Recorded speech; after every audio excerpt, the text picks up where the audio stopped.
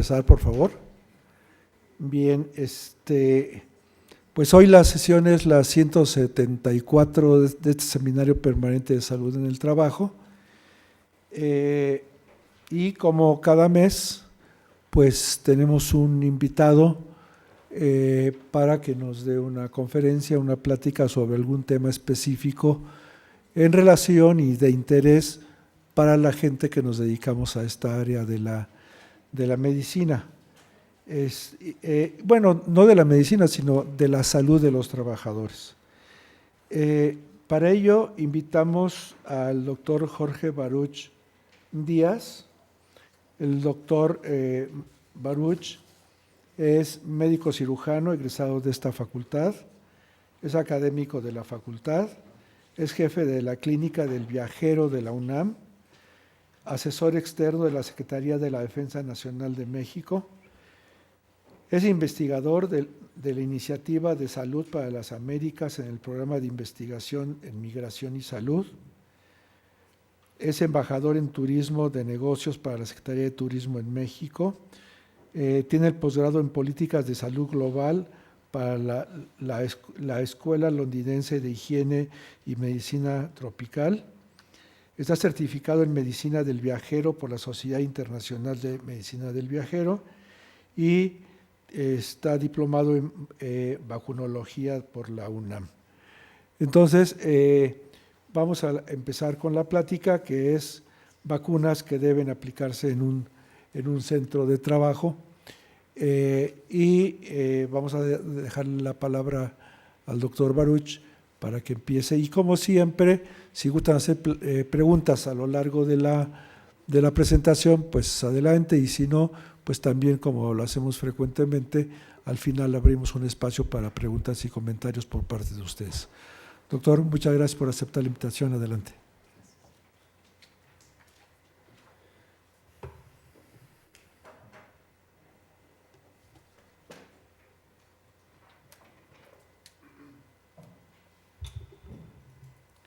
Bueno, pues muchas gracias.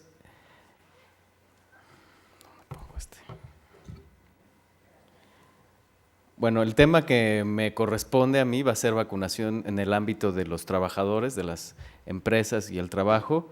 Yo quise titular a esta ponencia temas selectos de vacunación en medicina del trabajo, ya que pues son pocos temas, no podemos abarcar todo de un jalón, y pues está enfocado básicamente a los temas principales que se deben o de los cuales ustedes deben de tener interés.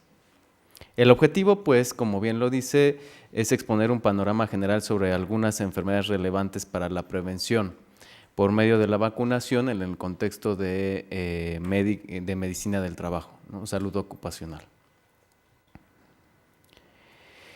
¿Qué temas son los que se van a tocar durante la conferencia?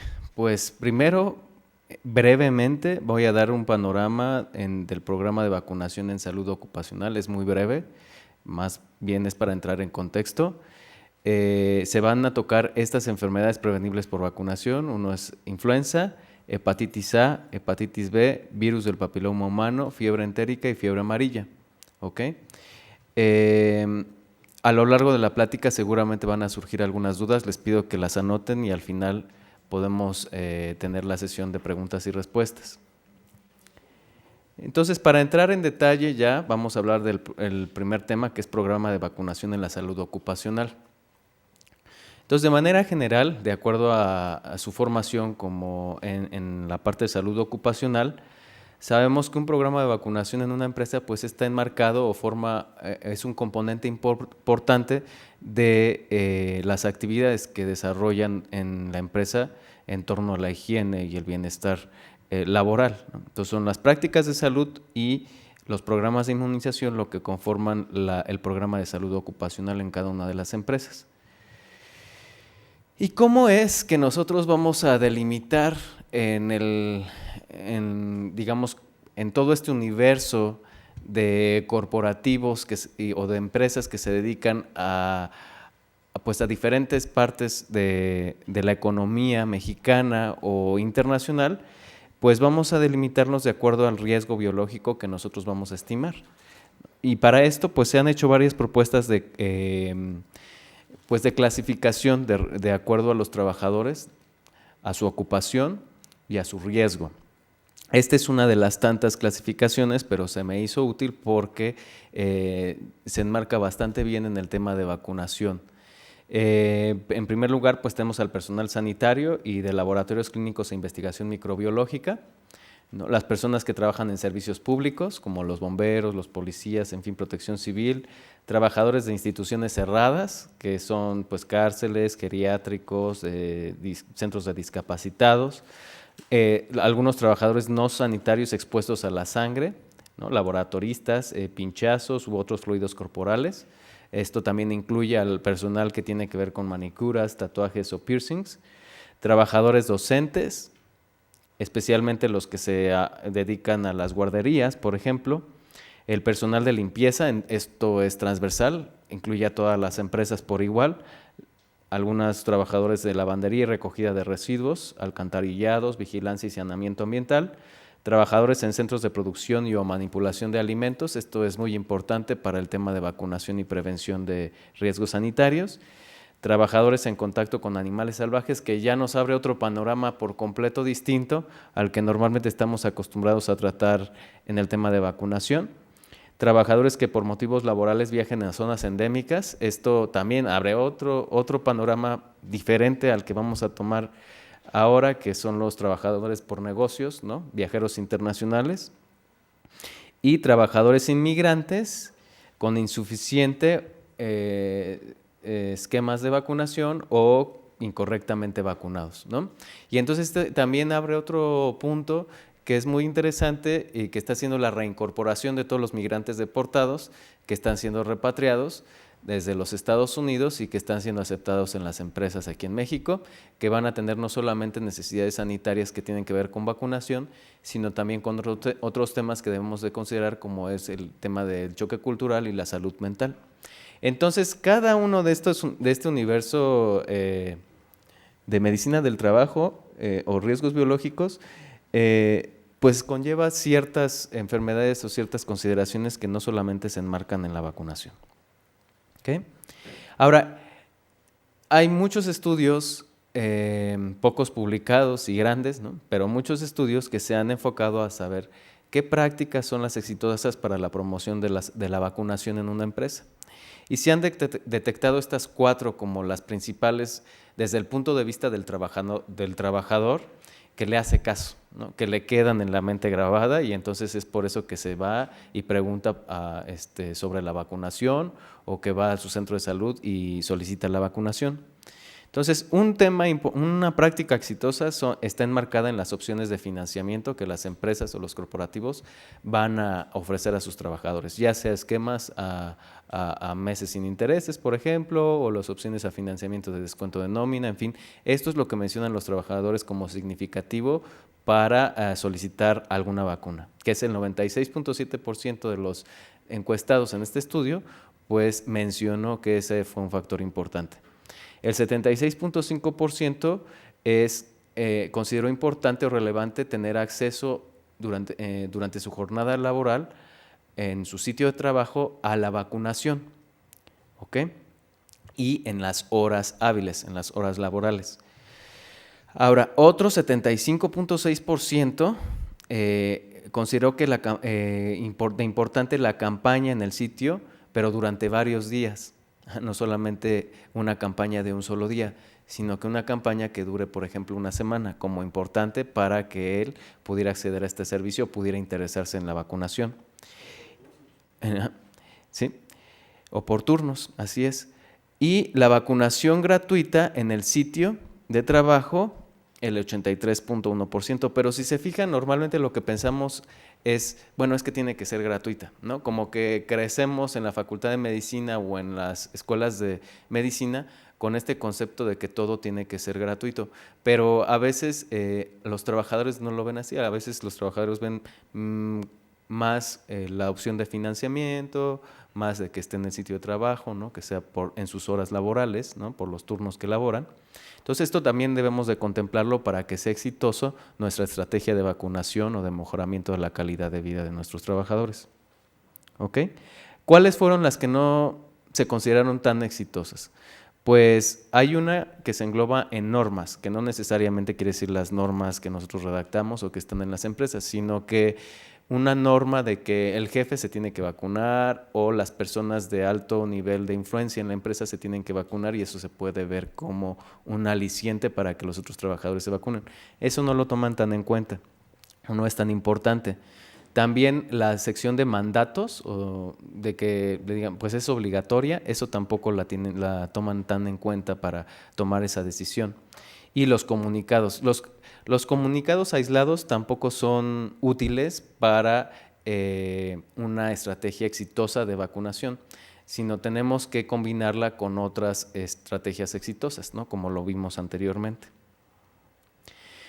Entonces, entrando ya a los temas de vacunación por enfermedad, pues el primero, y creo que es uno de los más estudiados, incluso a nivel mundial, en el ámbito del trabajo, es la influenza. ¿Ok? Y de esto, precisamente muchos de los trabajos que surgen en medicina del trabajo es la influenza en el ambiente o en el entorno de la influenza pandémica que se vivió en el 2009. De ahí salieron muchos trabajos importantes en torno a la medicina del trabajo y el ausentismo laboral. ¿Ok? Entonces, algunos puntos relevantes es la cobertura. La cobertura de la vacunación se puede evaluar por dos formas, por el sector económico o por la ocupación laboral. ¿Ok? Entonces, en el sector económico nosotros vamos a evaluar a las empresas como tal, y por ocupación vamos a evaluar a la población que está accediendo a la vacunación o de la cual tenemos registro de que fue vacunada. ¿Ok? La cobertura por sector varía considerablemente y significativamente. Por ejemplo, tenemos las coberturas por sector muy bajas, por el 18.7%, que son en el ramo de la construcción. ¿Ok? Y más adelante vamos a ver que un factor importante o determinante para ver si va a ser exitosa una campaña de vacunación es el grado de escolaridad, ¿ok? O el grado de difusión o de educación que nosotros vayamos a incluir dentro de la campaña o la estrategia de vacunación que estemos implementando. Entonces, hay otros que son los que tienen una mayor cobertura de vacunación, que es el 52.6%, que la reporta el sector económico de gestión de corporativos y compañías transnacionales. ¿Ok? Entonces son diferentes perfiles. Ahorita les voy a presentar una gráfica para que todavía les quede más claro.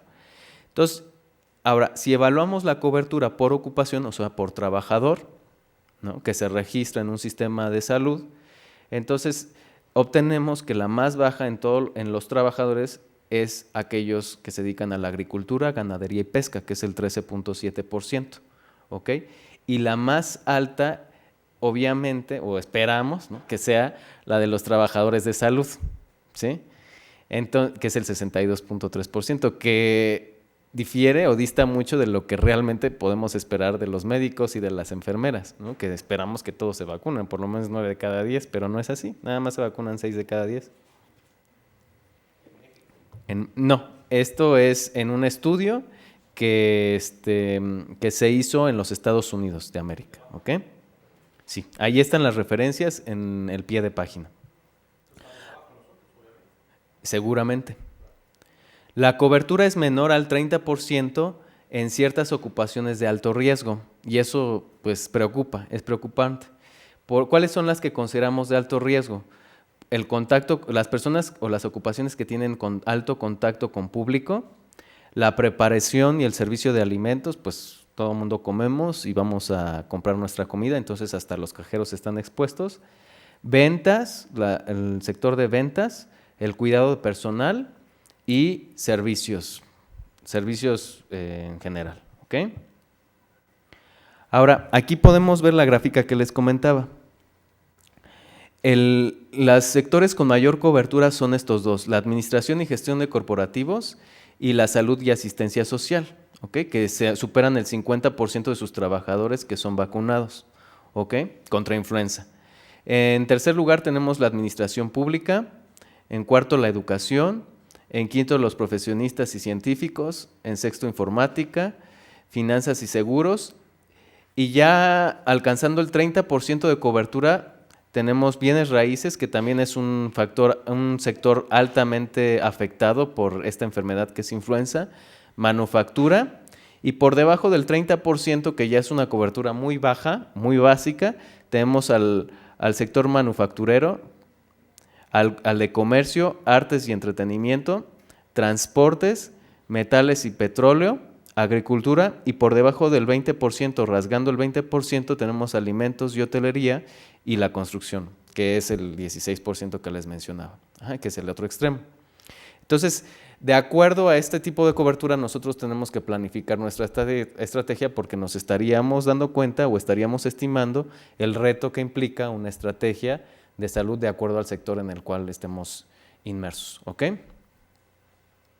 A menor niveles de cobertura, mayor fortaleza le debemos de dar a la difusión y a las estrategias de comunicación y educación de nuestros trabajadores.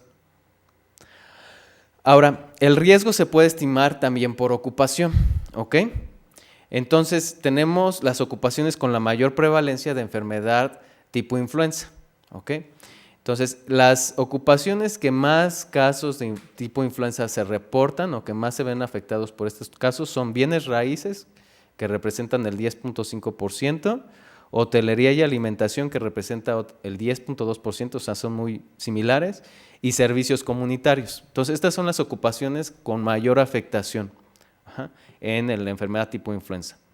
Y otras ocupaciones que en el análisis de los resultados reportaron como significativamente por arriba del promedio fueron educación y manufactura. Entonces, nos podemos dar una idea muy clara, ¿no?, con evidencia científica de a qué sectores debemos de dirigir la mayor cantidad de esfuerzos para la vacunación o para ampliar la cobertura de vacunación en el ámbito de la ocupación. Ahora, los trabajadores considerados como dentro del grupo de alto riesgo, que son misioneros, rescatistas, trabajadores de la salud, trabajadores de farmacias y distribución de medicamentos, que son los que más contacto tienen con este tipo de enfermedades tipo influenza, las coberturas son alarmantes también, que es el 56.1%. Pero, ¿qué factores son los asociados a que no se estén vacunando o a que estén fallando las coberturas o las estrategias de vacunación? Bueno, pues tenemos estas tres que han destacado de toda la evaluación que se ha hecho en torno a las estrategias de vacunación que tienen que ver con influenza. El nivel educativo mayor se asocia a mayor éxito de vacunación o a mayor cobertura. Un ingreso anual mayor también se asocia a una cobertura mayor. Y contar con seguro de gastos médicos y atención médica primaria garantizada en su centro de trabajo también se asocia a una cobertura mayor en una empresa. Entonces, este tipo de factores que son estadísticamente significativos a la hora de cruzar los datos que tienen que ver con influenza y enfermedades tipo influenza, pues tienen que ver con una mayor cobertura. ¿Okay? Por último, ¿qué pasa con las características de la vacunación? Las características de la vacunación contra influenza, pues sabemos que hay dos tipos de vacunas contra influenza, que básicamente, y aquí comercialmente en México solamente hay un tipo, ¿no?, que son las de virus inactivados y fraccionados. En el resto del mundo está el otro tipo, que es la de virus vivos atenuados, ¿ok? Pero aquí en México solamente tenemos virus inactivados y fraccionados, y de esta tenemos dos subtipos, por así decirlo, que son las cultivadas o fabricadas en embriones de huevo, ¿no?, que es la mayoría, y el otro tipo es la que es de polisacáridos, que está genéticamente modificada y cultivada. Entonces está libre de las proteínas o de rastros de proteína de huevo, ¿ok? Tenemos las trivalentes y las tetravalentes también, ¿sí? Las personas de 6 meses a 9 años reciben 2 dosis en caso de ser primera vez. Todos los demás, aunque sea la primera vez, con una sola dosis es suficiente. Varía por temporada y hemisferio, y esto es muy importante para aquellos que están enfocados a los corporativos transnacionales. ¿Por qué? porque si nosotros tenemos viajeros internacionales que van hacia el otro hemisferio en una temporada que no es de influenza, como por ejemplo junio, en este mes, si tenemos un viajero por negocios que viaja al cono sur, o sea, Chile o Argentina, pues debemos de ver que esté adecuadamente inmunizado o que haya recibido su último refuerzo de influenza en esta última temporada que acaba de pasar en México. Si no, va a tener alto riesgo de transmisión o de enfermar por influenza. ¿Ok? La inmunogenicidad se mantiene en niveles óptimos hasta por 7 meses. Lo máximo que se ha reportado es 9 meses, pero solamente a partir de los 7 meses la curva de inmunogenicidad, en lugar de mantenerse, disminuye y disminuye dramáticamente. ¿Ok? ¿Esto qué quiere decir? Que un viajero, más bien que un mexicano que fue vacunado, un trabajador que fue vacunado en octubre, para mayo más o menos ya no va a tener esa inmunidad, la perdió. ¿Sí? Entonces hay que estar esperando a la siguiente temporada para revacunarlo. ¿Cuáles son los factores que inciden en revacunar cada año? Una es esta pérdida de la inmunogenicidad, pero la más importante de ellas es porque varía cada año la combinación de las cepas que se seleccionan para la fabricación de la vacuna del hemisferio norte y para la fabricación de la vacuna del hemisferio sur. Entonces hay dos factores que inciden en el refuerzo, la reaplicación anual, ¿ok? Como pueden ver. Ahora, ¿qué pasa con la hepatitis A?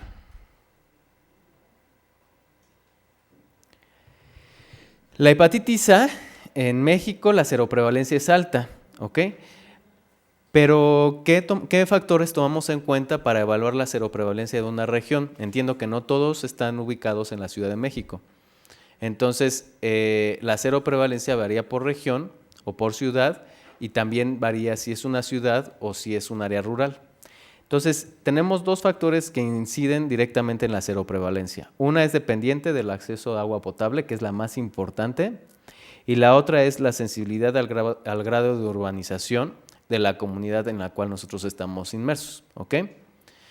Entonces, sabemos que México está en una época de transición en este momento epidemiológica y se está desarrollando desde hace 2 décadas y se espera que cambie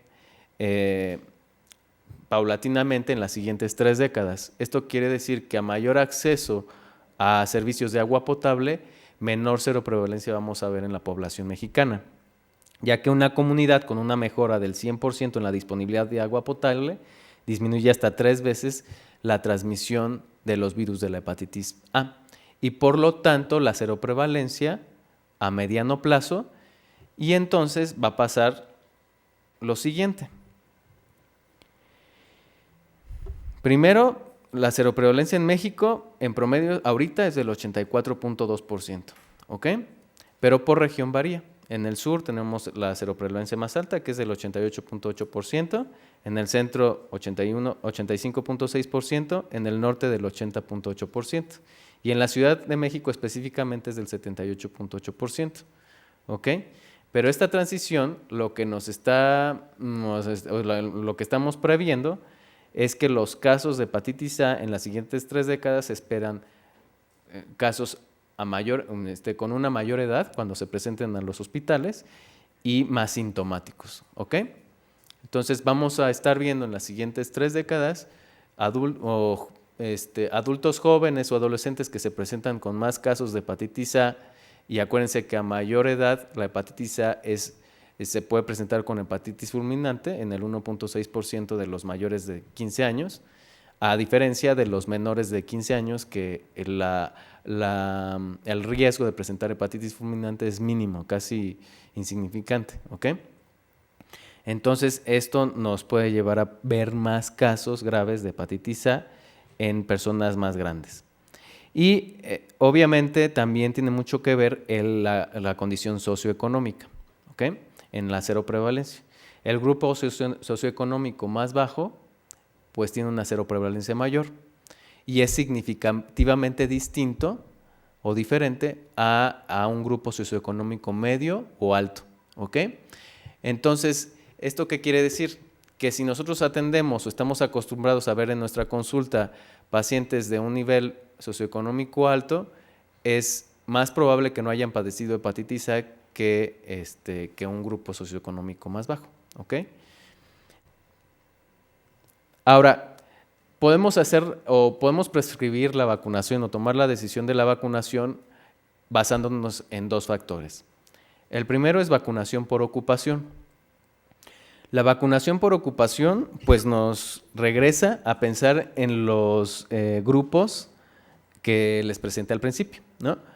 Entonces, por ocupación los más expuestos son estos: cuidadores en contacto directo con pacientes con hepatitis A, personal implicado en situaciones de catástrofes, trabajadores en contacto con aguas residuales, trabajadores de guarderías, personal de laboratorio que trabaja con animales infectados.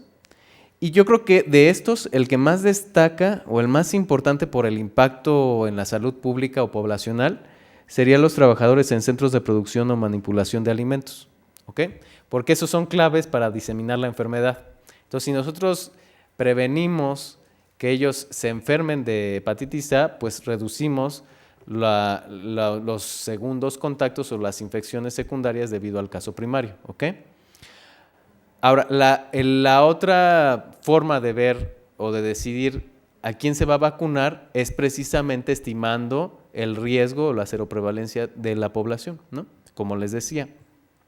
Ahora, aquí hay de dos.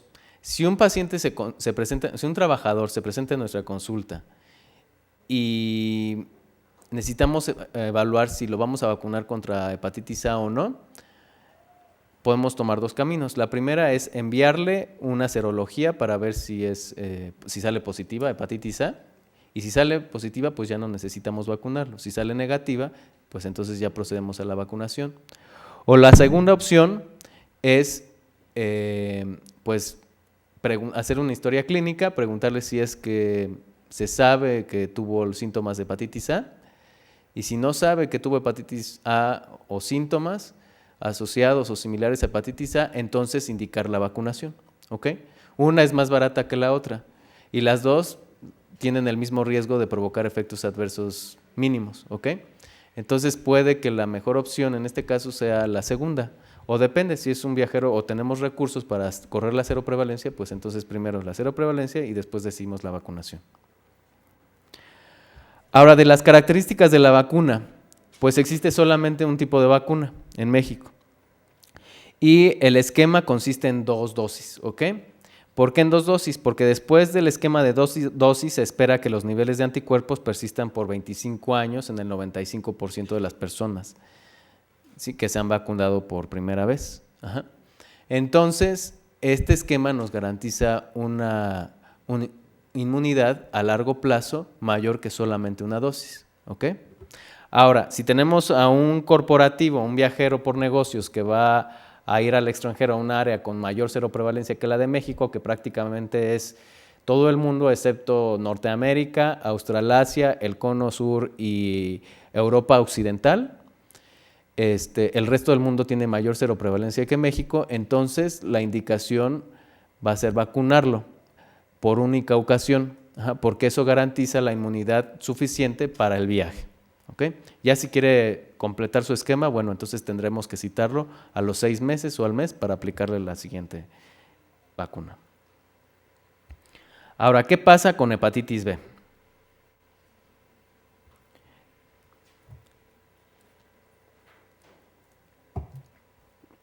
La seroprevalencia de hepatitis B es del 0.5 al 1.2% entre los trabajadores de salud mexicanos, ¿ok? Ese es el dato y la cifra más importante que podemos conseguir ahorita.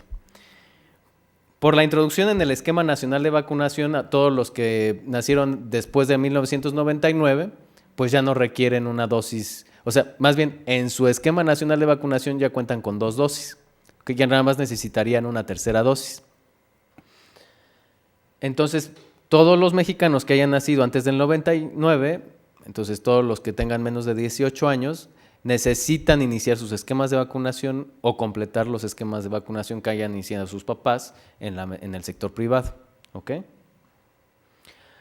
Ahora, con respecto a la hepatitis B, ¿cuáles son los factores asociados con la aceptación de la vacunación? Los factores que solamente se han analizado en población que se ha vacunado contra hepatitis B.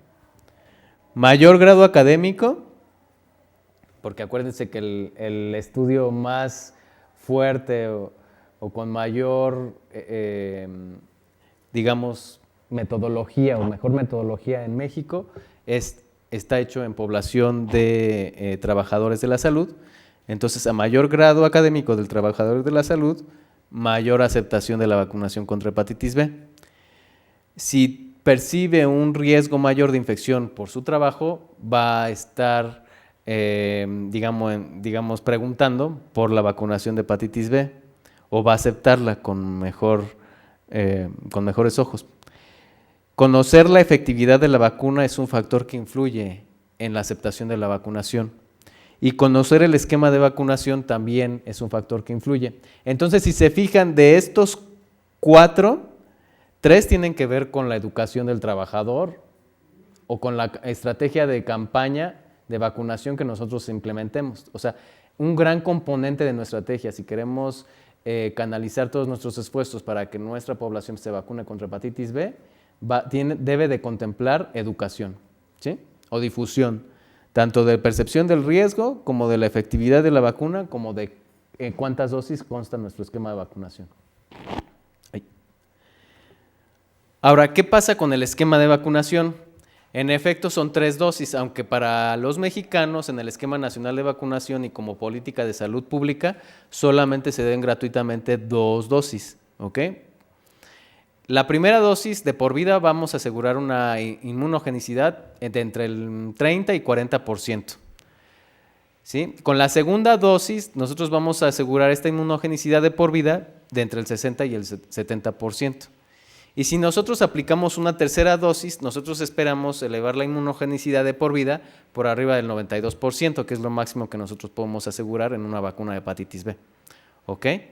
Entonces, sí es importante que los trabajadores, sobre todo los que entren dentro de los grupos de alto riesgo, estén vacunados con 3 dosis de hepatitis B, aunque solamente el sector salud aplique 2 dosis. ¿Ok?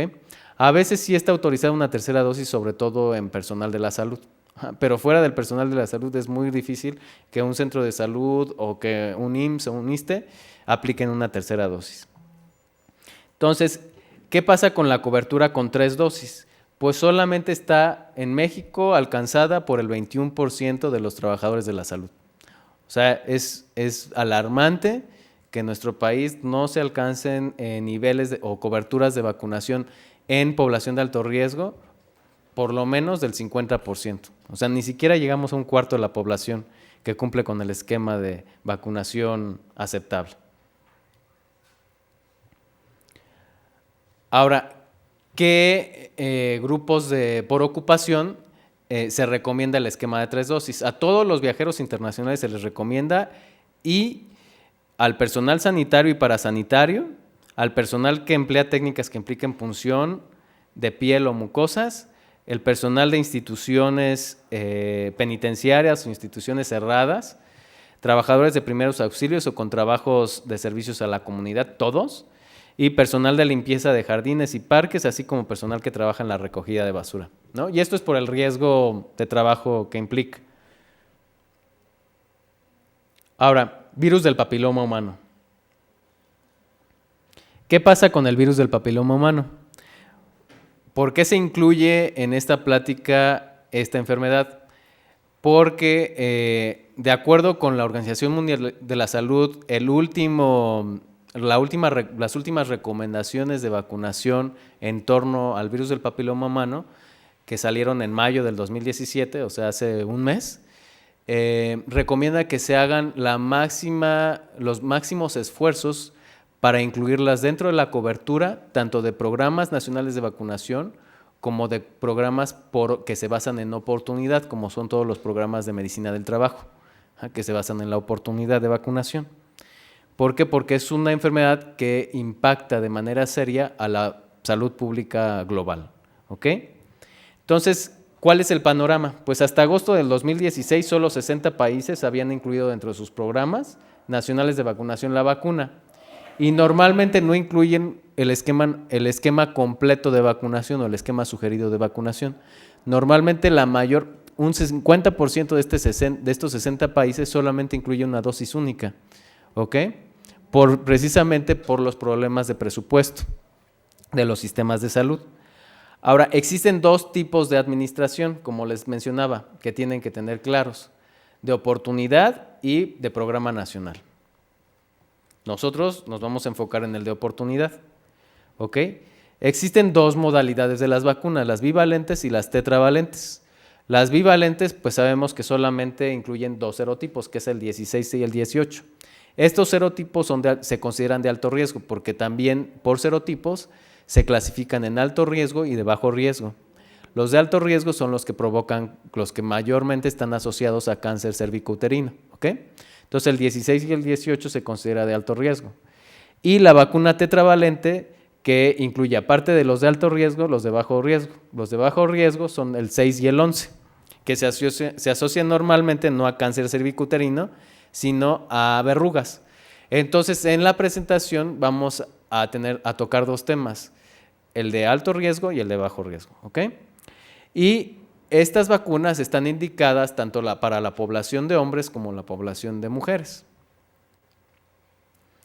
Ahora, hablando específicamente del cáncer cervicouterino, que es el de alto riesgo, pues el de alto riesgo representa el 85% de todos los cánceres asociados con el virus del papiloma humano, ¿ok?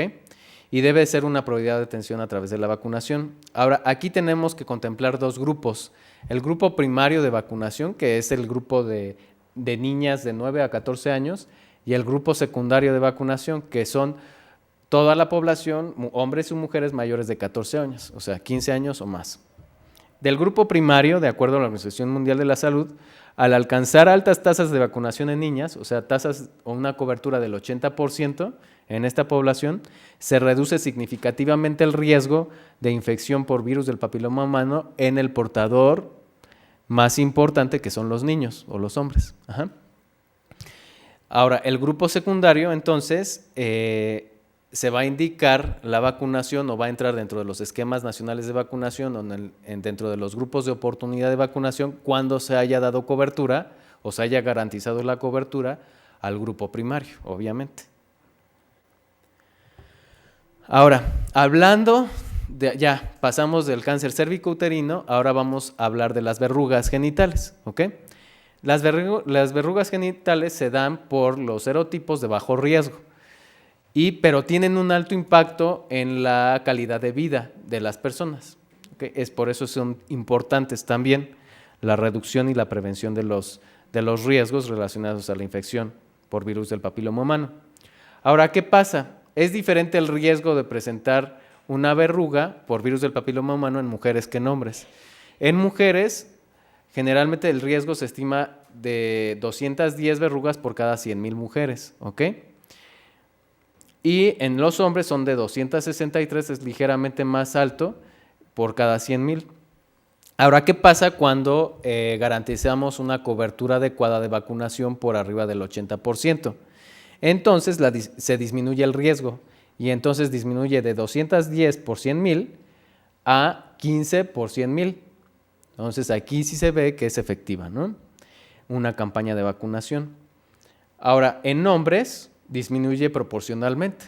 Como se esperan más verrugas en hombres, pues se espera una reducción de la misma proporción, 29 por cada 100,000, ¿ok? Ahora, ¿cuáles son los grupos de edad que más se van a ver beneficiados con la vacunación del virus del papiloma humano? El de mayor impacto es de entre los 19 y 24 años de edad, seguido de los 25 a los 35 años y en tercer lugar de los 35 a los 40 años en mujeres. Y en hombres es ligeramente más elevado el impacto que va a tener en la reducción de las verrugas genitales, que es del 25 a 34 años, el primer grupo beneficiado, y el segundo grupo es de 35 a 44 años.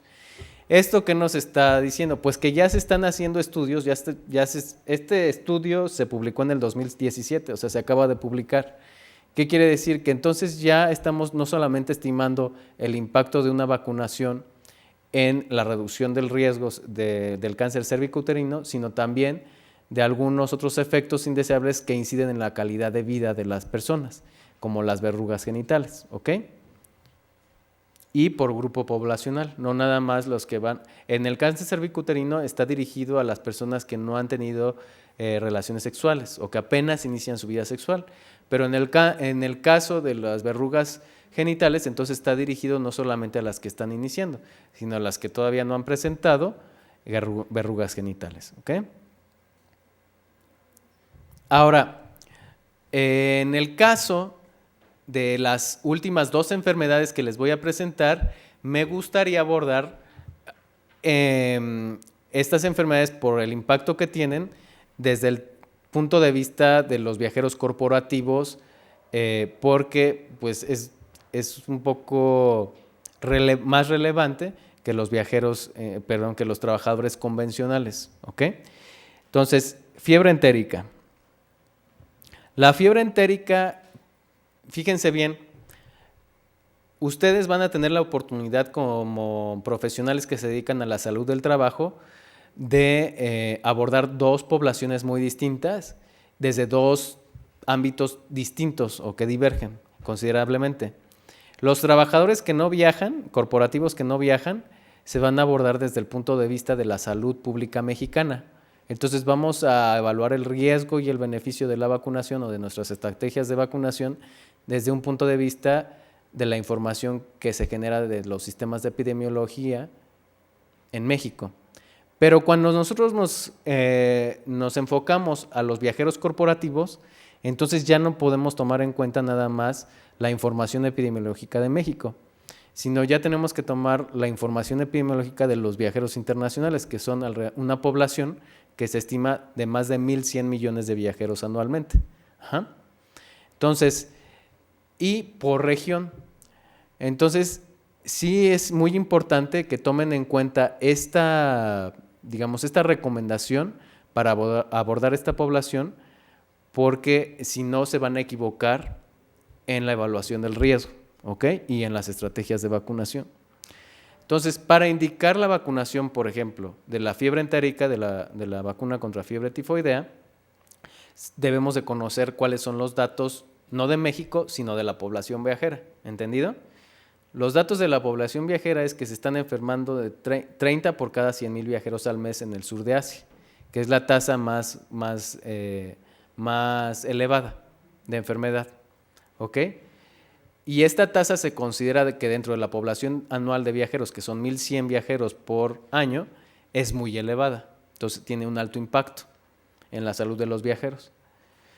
Dentro de la epidemiología de barcos y cruceros, si es que van a viajar a un barco, un crucero, los viajeros corporativos o nuestros mismos viajeros, pero nuestros mismos trabajadores, que son viajeros también, pues se considera un agente potencial para causar brotes, ¿ok?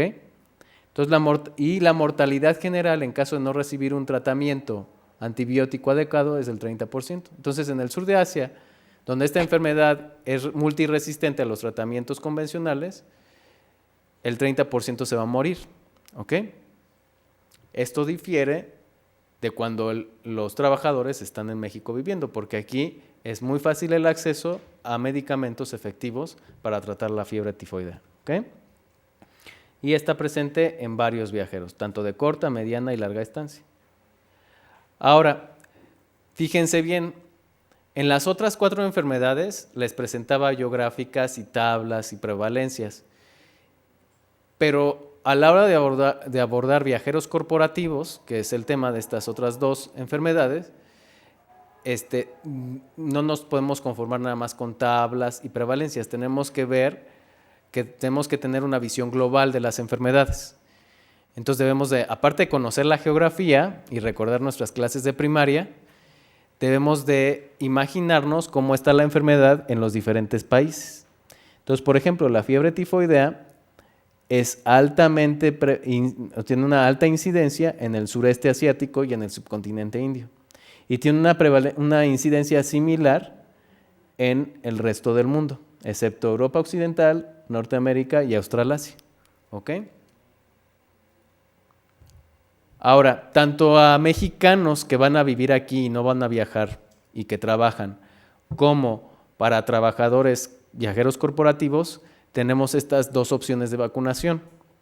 Las opciones de vacunación son vacunas de bacterias inactivadas, muertas y fraccionadas, y vacunas de bacterias atenuadas. Las inactivadas son inyectables, las atenuadas son orales, ¿ok? Las dos están autorizadas en México. Ahora, ¿cómo la vamos a indicar? En menores de 2 años no podemos vacunar a nadie, ¿ok? Entonces solamente van a ser precauciones generales para la comida y el agua.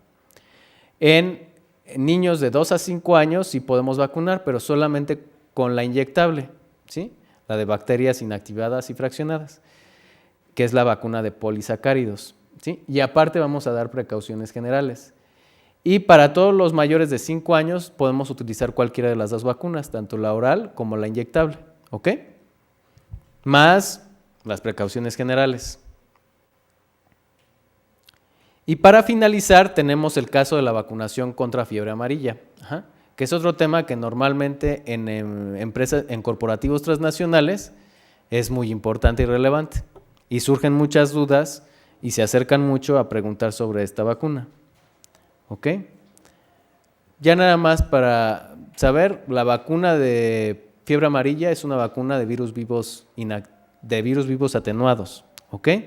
Es 10 veces más riesgoso es 10 veces más riesgoso enfermar durante un viaje a África que durante un viaje a América del Sur.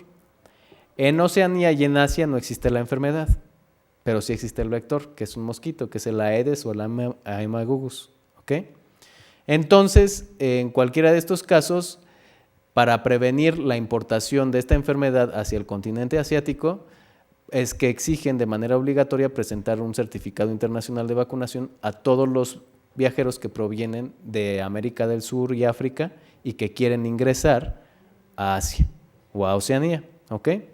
No es porque exista la enfermedad, es porque existe el vector. Ahora, como en la fiebre entérica, aquí también nos tenemos que imaginar al mundo, no nada más las cifras de prevalencia e incidencia, sino tenemos que tener una visión global para poder emitir recomendaciones, ¿ok? ¿Y qué es lo que pasa con la fiebre amarilla?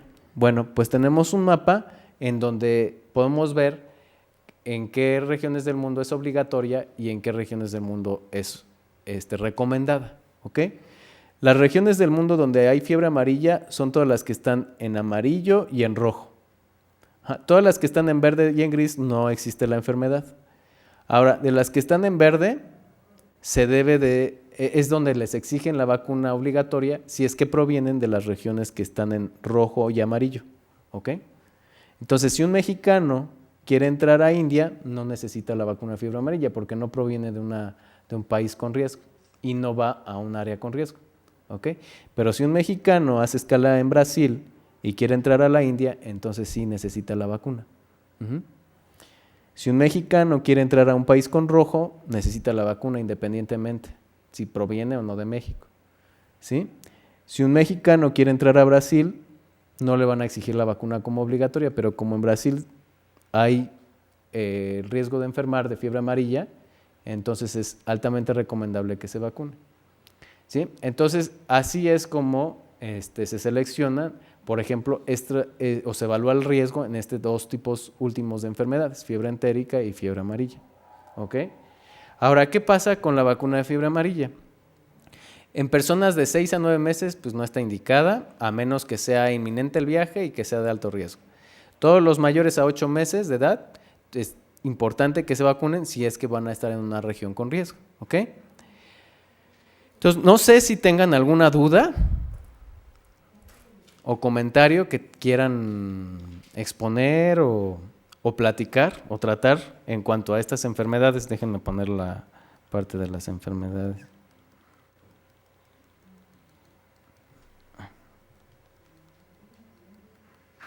O bueno, si quieren preguntar de alguna otra enfermedad también, pero... a ver, primero...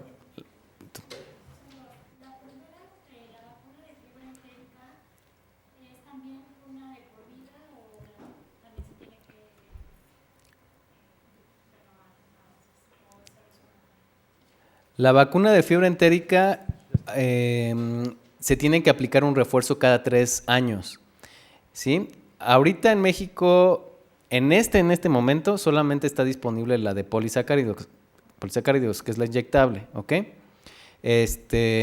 Entonces, acuérdense que es una enfermedad que se origina por bacterias. Las bacterias es muy difícil hacer una vacuna que genere inmunidad de por vida, ¿ok? Por las cuestiones de inmunogenicidad, ¿sí? Pero cada 3 años, entonces, si tú te enfermaste de fiebre tifoidea, aquí en el Paseo de la Salmonela, que no existe ya, y si te enfermaste, por ejemplo, en el 2014, entonces ya perdiste la inmunidad. Te puedes volver a enfermar en el 2017, ¿sí? Igual pasa, porque ya pasaron 3 años. Igual pasa con la vacuna. Si tú te vacunaste en el 2010, ya perdiste la inmunidad. Tu cuerpo se olvidó de que existió esa vacuna. Entonces tienes que volver a hacer una revacunación. Las campañas de vacunación en esta enfermedad en personas o trabajadores que manipulan alimentos, ¿sí? O que están en el servicio de alimentación, deben de vacunarse cada 3 años contra tifoidea y hepatitis A. Perdón, y hepatitis A solamente un refuerzo cada 10 años o ya con las 2 dosis que para iniciar el esquema, ¿ok? Que se contemplan. ¿Y la otra pregunta? Por ejemplo, bueno, yo tengo muchísimos pacientes que son viajeros frecuentes. Entonces, como mucho la fiebre amarilla, cuando se les piden certificados en algunos países, como este es dosis única, ¿ese certificado les va a servir de por vida? ¿O cómo se les puede estar renovando? Sí, el Certificado Internacional de Vacunación, a partir de junio del 2016, entró en vigor el nuevo Reglamento Sanitario Internacional. Entonces, la inmunidad que confiere la vacuna a partir de junio del 2016, los países la aceptan de por vida, aunque se haya rellenado el Certificado Internacional de Vacunación con una vigencia de 10 años. Esto pues ya se actualizó y entonces ya es de por vida, ya no se tiene que recibir ningún refuerzo. Recordemos también que, por ejemplo, al ser una vacuna de virus vivos atenuados, todas estas generan una inmunidad muy grande. De hecho, es el mejor mecanismo para generar inmunidad en una vacuna es a través de virus vivos atenuados, ¿sí? Entonces, generalmente no necesitan refuerzo. Ahora, los estudios más serios de vacuna de fiebre amarilla han demostrado que confieren inmunidad por hasta 35 años mínimo, ¿ok? Pero la OMS, a través de varios otros estudios y a través de un panel de expertos, ha decidido que los viajeros, por lo menos, ya no se deben de vacunar de por vida si ya recibieron una dosis. ¿Qué otra? A ver.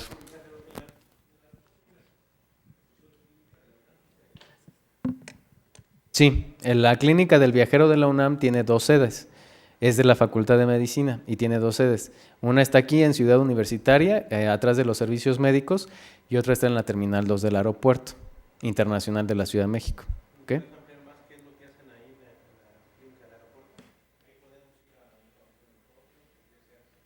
Normalmente la clínica del viajero se especializa en atender viajeros internacionales o viajeros extranjeros que están en México y enferman, viajeros mexicanos que viajan al extranjero para reducir los riesgos de salud y también la población de mexicanos deportados y los migrantes en situación de vulnerabilidad.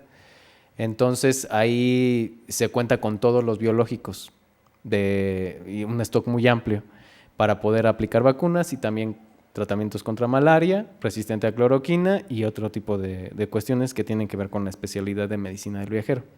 Entonces sí, ahí pueden mandar a todos los viajeros corporativos que necesitan algún tratamiento en especial para que sean atendidos. Se habla, el sitio web de la Clínica del Viajero de la UNAM es muy fácil, es clinicadelviajero.com.mx. Ese es un sitio oficial de la universidad. Entonces ahí ustedes pueden encontrar información para ustedes por enfermedad y por destino, y para los viajeros tenemos en la página de contacto, en el parte de contacto tenemos un formulario que pueden llenar y se les emiten recomendaciones. A ver, la que sigue, la duda. Una pregunta. Con respecto a la hepatitis A, por ejemplo, ahorita hay campaña de vacunación de donación de sangre aquí en la facultad, pero a veces hay en las empresas o se niegan a donar sangre por esa situación. La nueva indicación es que después de 10 años de haber padecido hepatitis A, ya pueden donar sangre. Quiero saber qué restricciones hay al respecto. A ver, una cosa es cuando alguien se enferma de hepatitis A y no puede donar sangre, y otra cosa muy distinta es que alguien se vacune contra hepatitis A y eso le genere, digamos, cierta contraindicación para donar sangre. Realmente, cuando uno va a donar sangre, si uno está vacunado contra hepatitis A, no hay ningún problema. O sea, como es una vacuna de virus muertos, fraccionados, que de hecho es conjugada incluso, realmente no implica ningún riesgo para alguien que vaya a recibir una transfusión sanguínea.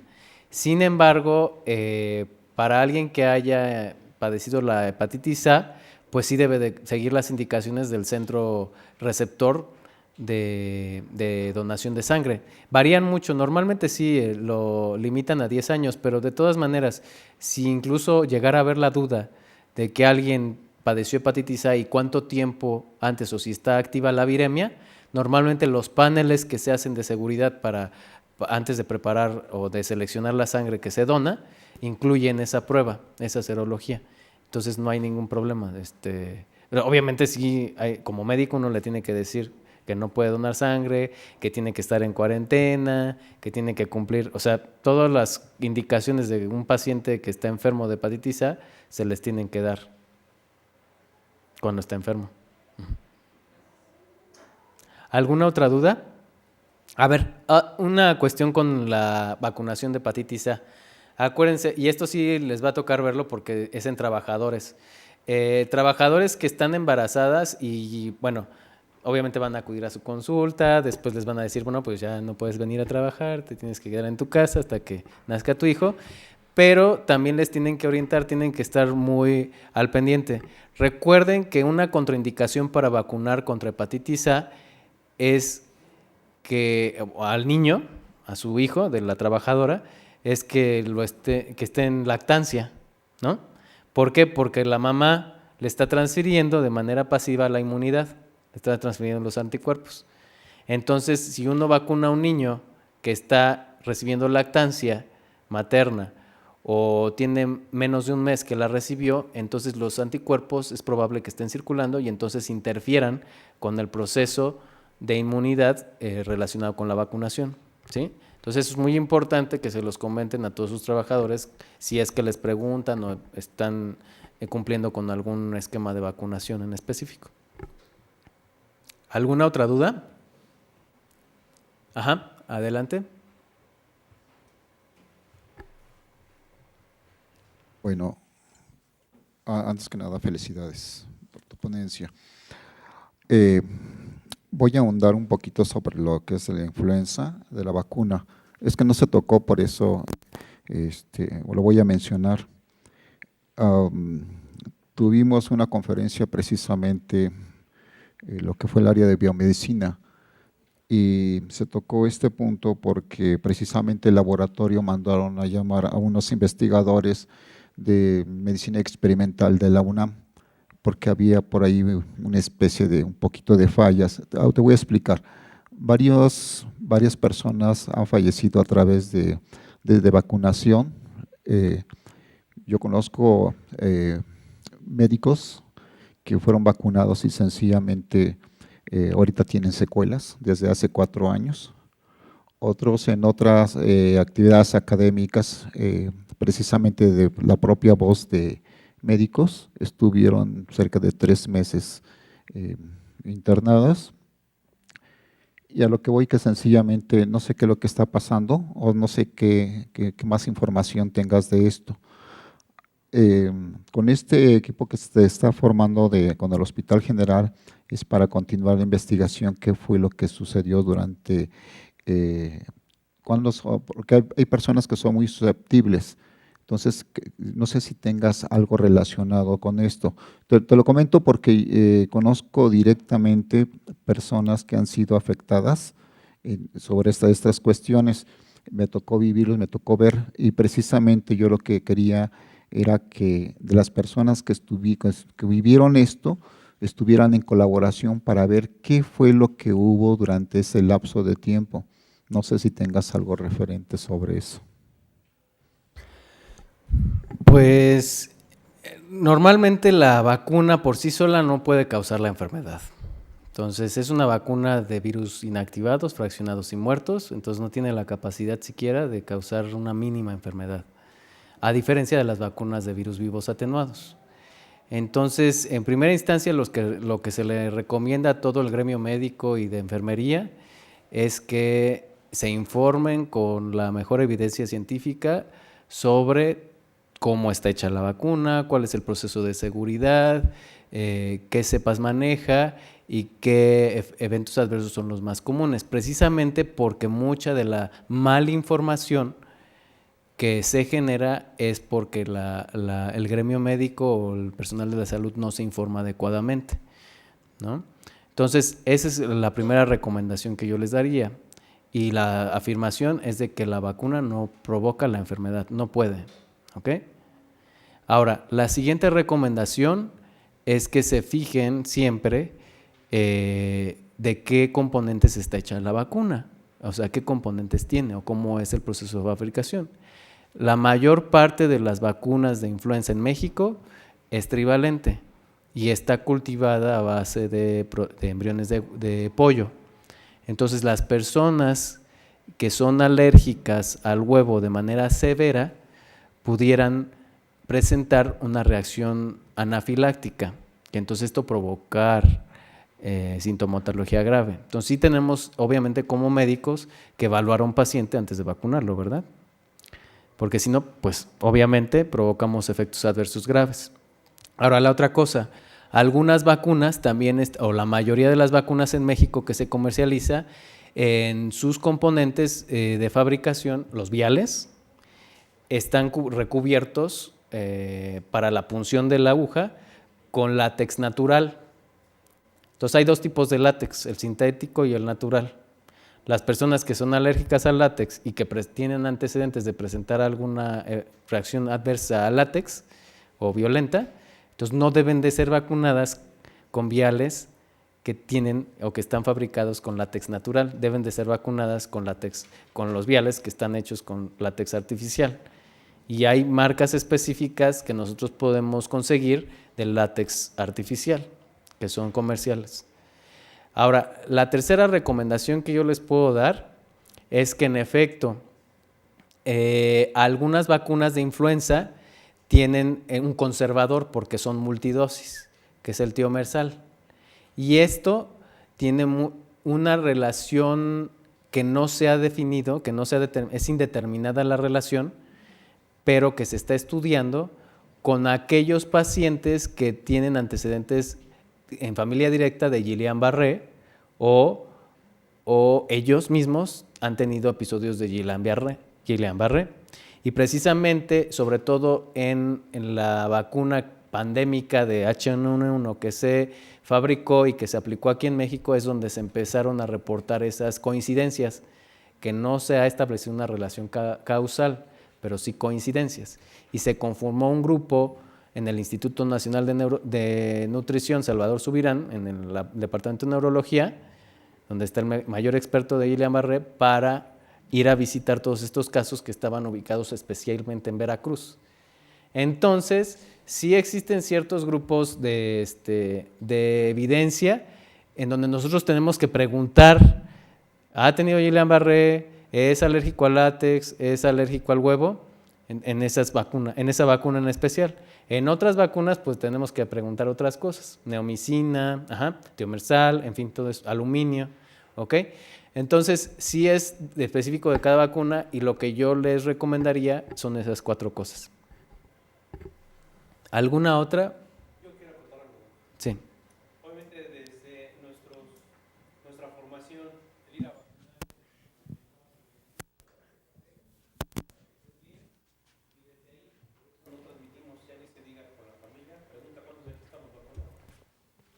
El 21%. ¿no? Sí.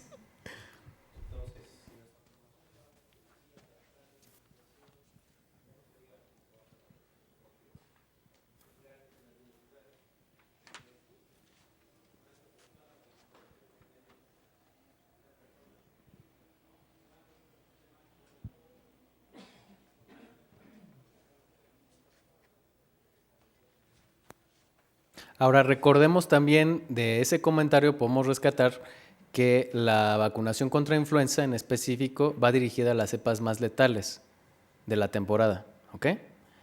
O sea, hay muchos tipos de virus de la influenza, ¿ok? Y hay muchas enfermedades que causan sintomatología similar a la influenza. Ajá. Pero la influenza mata, contra la que nosotros estamos vacunando, mata, es letal. H1N1, H3N2 del tipo A y del tipo B, California, en la trivalente, la cepa.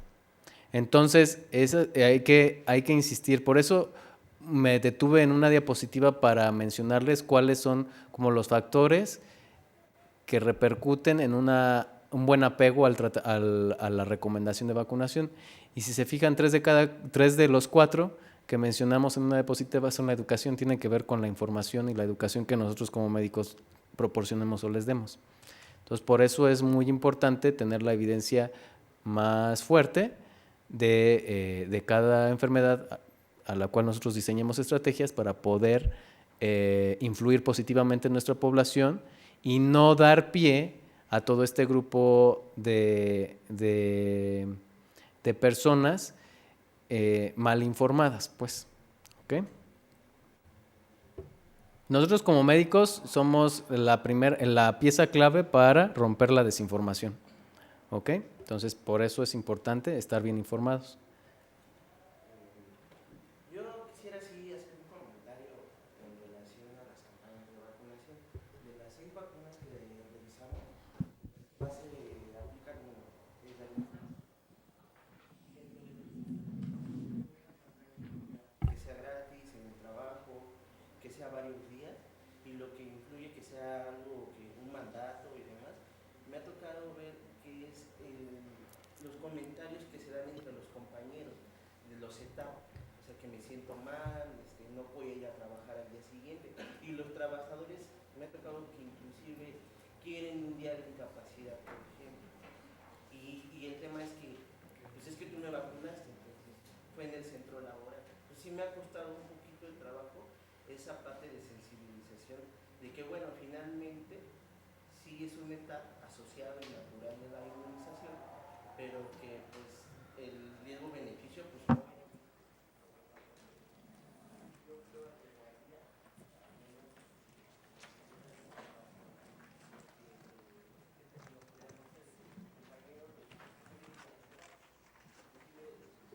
Alarmante que es el 25% del personal aeronavegante en una empresa que si bien no viaja a Europa, que nada más ese viaje se da en el continente americano, no lo hacen, son principalmente personal aeronavegante. Me ha tocado ver esa parte. Ahí yo agregaría algo al comentario. Recuerden que, por ejemplo, las enfermedades prevenibles por vacunación que tienen que ver con temporadas se tienen que planificar con anticipación y se tienen que montar en la época más adecuada para disminuir todo ese tipo de eventos casuales, no causales. Ajá. Entonces, obviamente, si nosotros implementamos una campaña de vacunación contra influenza en la temporada con más casos, que es noviembre y diciembre, aparte de enero y febrero, ¿no? Pero si nosotros estamos empezando una campaña de vacunación en noviembre y diciembre, es probable que muchos de los eventos de vacunación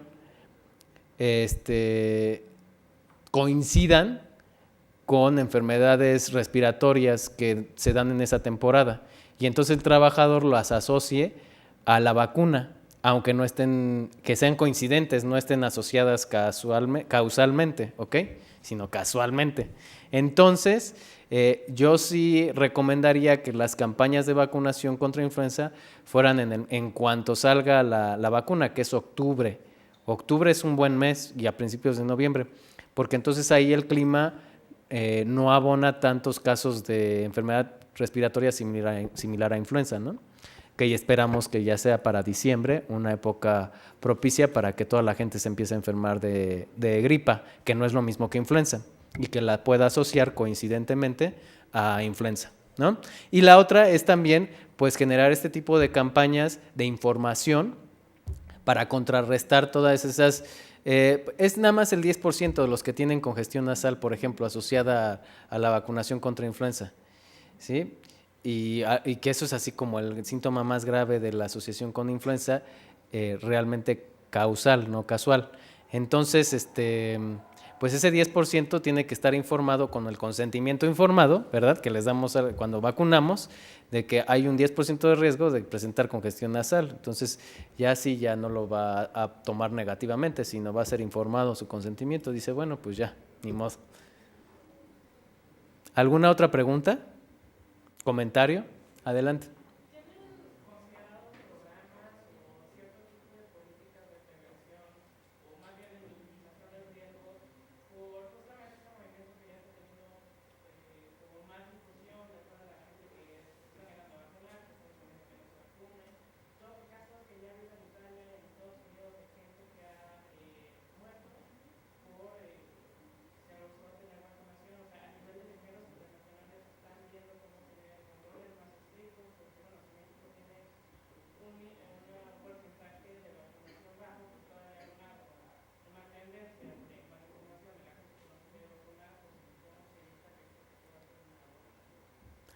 Pues la forma más efectiva de disminuir este porcentaje de no vacunados, más bien, es a través de la información administrada por médicos o personal de la salud capacitado.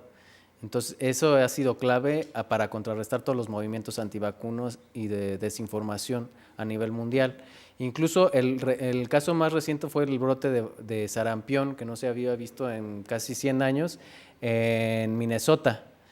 Ajá, que se reportaron alrededor de 300 a 700 casos de sarampión desde enero hasta la fecha, por precisamente un movimiento antivacunas que está contrarrestando a la capacidad del sistema de salud para ser efectivo en la recomendación sanitaria.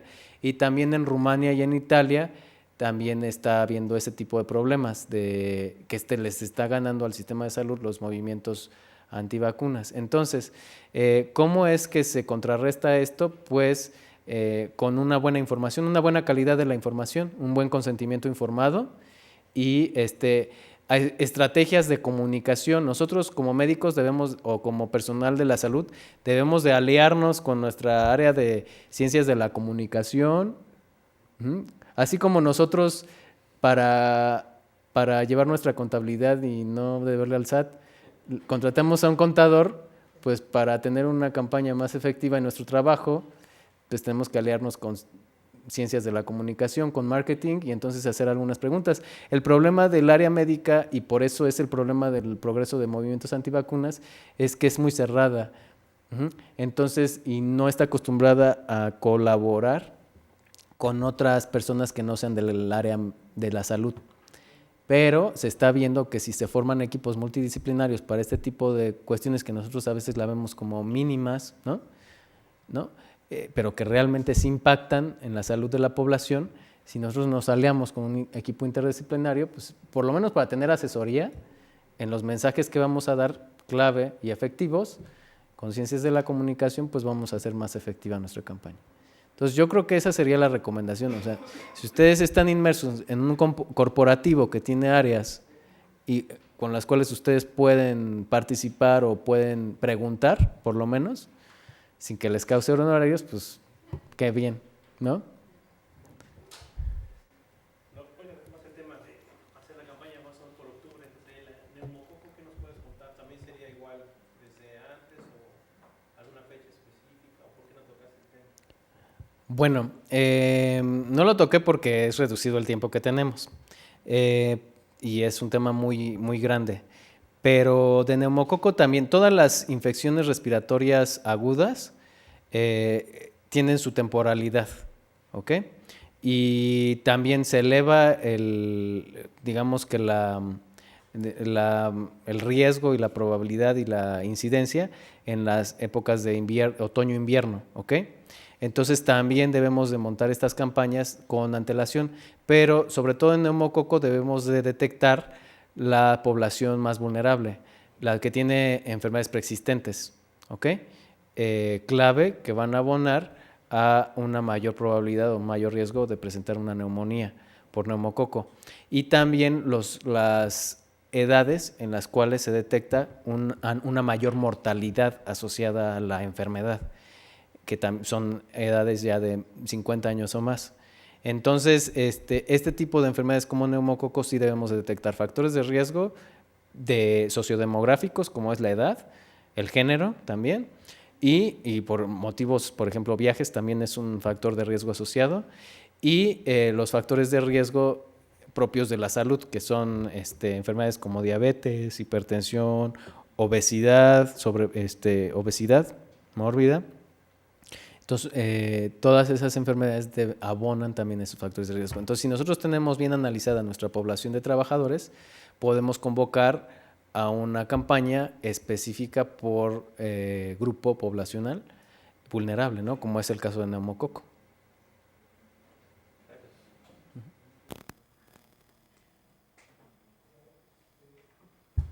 Dos preguntas. La primera es, ¿existe algún documento donde se indiquen las contraindicaciones y las recomendaciones para cada una de las vacunas?